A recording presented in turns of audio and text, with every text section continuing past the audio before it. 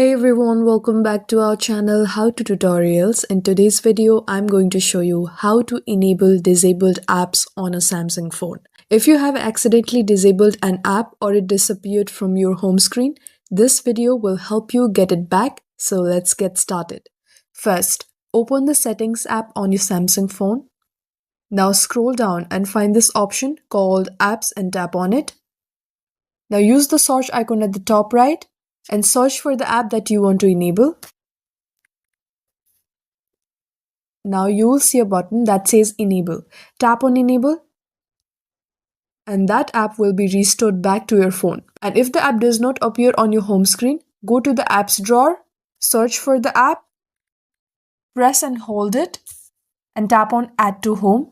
Some system apps are disabled for performance or security reasons, so only enable them if you know what the app is for. And that's how you can enable disabled apps on a Samsung phone.